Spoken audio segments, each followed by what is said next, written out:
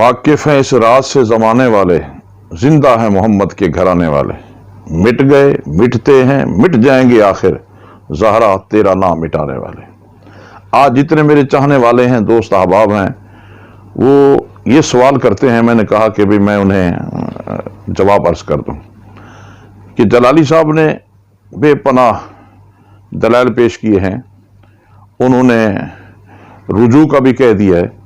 پھر بھی علماء مطمئن نہیں ہو رہے، اس کی وجہ کیا ہے؟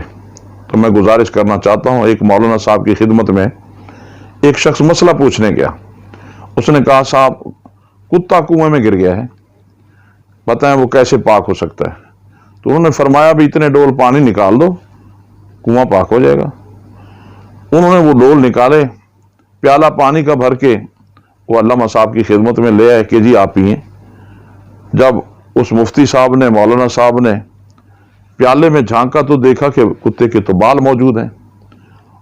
تو انہوں نے دریافت کیا بھئی آپ نے کتا بھی نکالا ہے کہ نہیں؟ انہوں نے کہا صاحب آپ نے تو کتے کا کہا ہی نہیں تھا، ہم نے تو ڈول نکالے ہیں اتنے 100 200 400 جتنے ہیں، پانی نکالا ہے، کتا نہیں نکالا۔ تو مفتی صاحب ہنس کے کہنے لگے بھی جب تک آپ کتا نہیں نکالیں گے اس وقت تک پانی کے ڈول نکالنے کا مقصد نہیں ہے۔ منوان یہی کیفیت ہے کہ پورا عالم اسلام اور پوری علمی دنیا، روحانی دنیا، محبان اہل بیت جلالی صاحب سے یہی تو تقاضا کر رہے ہیں کہ جو آپ کا پہلا جملہ ہے کہ خطا پر تھیں، آپ وہ تو اپنے من سے نکالیں، اس کا تو ازالہ کریں، اس پہ تو مخدومہ کائنات سے معذرت چاہیں، پھر آپ اس کے بعد ازالے کے لیے، اس ازالے کے بعد پھر آپ اپنے دلائل کے ڈول نکالیں، اپنے رجوع کے ڈول نکالیں، اپنی تشریحات کے ڈول نکالیں، ایسے ساری زندگی آپ ڈول نکالتے رہیں، جب تک اس جملے کا ازالہ نہیں ہوگا اس وقت تک کوئی مطمئن نہیں ہوگا۔ تو سامعین محترم، یہ تو بات سیدھی سادی ہے،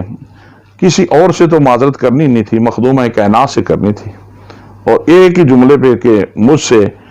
ساہون غلطی ہو گئی، میں رجوع کرتا ہوں، سیدہ سے معافی طلب کرتا ہوں۔ دوسرا سوال میرا یہ ہے،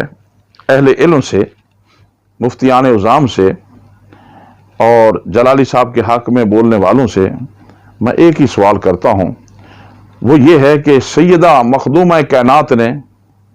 کتنے اجتہاد کی ہیں، کتنے مسائل میں؟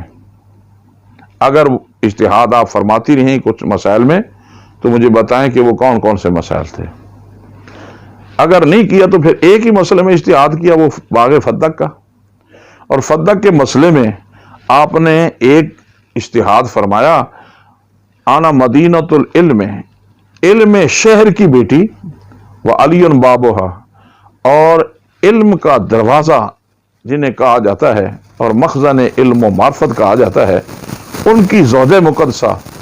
انہوں نے ایک ہی اجتہاد کیا اور اس میں بھی ان سے خطا ہو گئی۔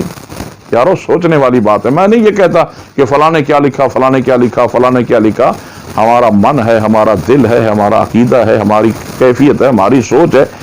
کہ ہم غیروں کو کیا جواب دیں گے کہ تمہارے نبی کی بیٹی نے ایک اجتہاد کیا، حیدر کرار کی زوجہ مقدسہ حسنین کریمین کی ماں نے ایک ہی اجتہاد کیا اور اس میں بھی خطا پر تھی۔ اس پہ ذرا غور و فکر کرنے کی ضرورت ہے، ان دونوں کیفیات کو مد نظر رکھ کے پھر آپ فیصلہ کریں کہ آپ کیا کرنا چاہتے ہیں۔